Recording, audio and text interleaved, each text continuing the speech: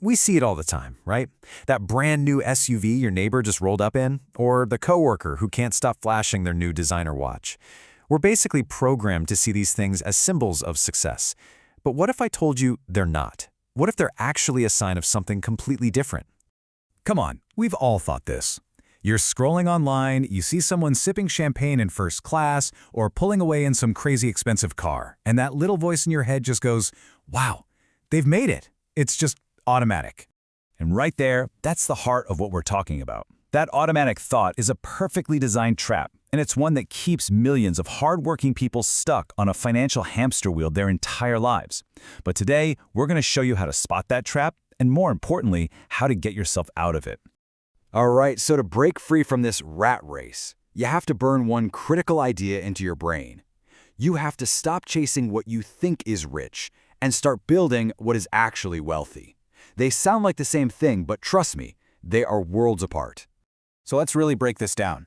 Being rich, that's all about right now. It's the high income, spending a ton of it, and making sure everyone sees your status. It's loud. But wealth is quiet. It's not about what you spend. It's about the assets you own. It's about building a foundation for future freedom. And at the end of the day, it's about owning your own time. Let's get really clear on what riches are. It's the part of the iceberg you can see. Think about a doctor making, say, 200 grand a year. But they're also spending 200 grand a year on the house, the cars, the vacations. I mean, they look rich, they feel rich, but the stone-cold reality is they are one single missed paycheck away from total disaster. And that is not a position of strength. Now, wealth is the complete opposite. It's the other 90% of the iceberg, the part that's hidden underwater. It's the money that's quietly compounding in a brokerage account. It's the equity you're building in your side business. It's the cash flow from a rental property. It is the unseen foundation that is literally built to buy your freedom down the road. So why do so many smart people fall for this? Well, there's a name for it: performative wealth. It's this incredible pressure from society to prove we're doing well. So we buy things we don't really need to impress people we don't even really like. And it's this performance that keeps even high earners completely broke. Let's play out a little story. I bet this is going to sound familiar. It all starts with some good news, right? You get a big raise at work. You've earned it. You've worked hard for it, and you feel amazing. The possibilities feel absolutely endless. So what's the first move? Naturally, you got to reward yourself. So that new extra income immediately gets eaten up by a bigger car payment, a nicer apartment, more expensive nights out. Your lifestyle instantly inflates to match your new paycheck. And poof, just like that, the new money is gone. Your expenses have risen to perfectly meet your income, and financially speaking, you are in the exact same spot you were before the raise. You're still living paycheck to paycheck, you just have slightly nicer stuff. You are right back at square one. This vicious cycle actually has a name. It's called lifestyle creep. And this is the #1 reason why people who make really good money can still feel totally broke and stressed out. They never create a gap between what they earn and what they spend. They just keep inflating their lifestyle, and it makes building real wealth totally impossible. And here's what you've got to understand. The real cost of that fancy car isn't just the price tag, it's the opportunity cost. Think of it like this. Every single dollar you spend to look rich is a dollar soldier that can no longer go out into the world and fight for your freedom. The truly wealthy get this. They have a simple rule. Live like you're broke until your assets can pay for your luxuries. So if we want to escape this whole trap, we need a new way to keep score. We have to stop measuring our financial progress in dollars and start measuring it in something that's way more valuable: time. So I want to ask you a very real, very honest question.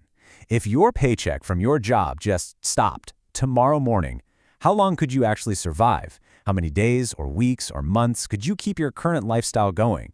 Just take a second and really think about that number. Now, the difference in the answers to that question is just staggering. For most people, the answer is terrifyingly short, right? Maybe 30 days, 60 days if they're lucky, before everything collapses. But for the truly wealthy, the answer is simple: indefinitely, forever, because their money is working for them, so they don't have to. And this is the real goal. This is the new definition of winning the game. True wealth isn't about having $1 million in the bank. It's reaching the point where the passive income from your assets, your investments, your business, is enough to cover all of your living expenses. Because at that moment, work becomes a choice, not a prison sentence. That is time free. Okay, so we've spent all this time diagnosing the problem. Let's shift gears and talk about the cure. What is the actual step-by-step game plan to get from where you are now to that place of freedom?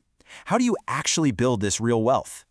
Well, it really comes down to 3 steps. They're simple to understand, but they're not always easy to do. Step 1, lower your burn rate. That's just how much you spend every month. The less you need, the faster you get free. Step 2, take all that money you're not spending and invest it in what I call freedom assets, things that will either grow in value or spit out more cash for you. And finally, step 3, once those assets are making enough money to cover your bills, you pull the trigger. You buy back your time, and you walk away from the 9-to-5 for good. So, at the end of the day, after hearing all this, you're left with a very clear choice. You can't really claim ignorance anymore. You can now see the 2 very different paths that are laid out in front of you, and you have to consciously decide which one you're going to walk down. So if you forget everything else, remember this one thing. This is the whole idea in a nutshell. Riches are fleeting. Wealth is freedom. The high income, the fancy car, all of that can vanish in a heartbeat. But true wealth, the ownership of your own time, that is something that can last forever. So I'll leave you with this final thought. From this moment on, every financial choice you make, every dollar you spend or save, is an answer to this question. Are you building a temporary stage set of riches, or are you building a permanent fortress of wealth and freedom? Which one are you building?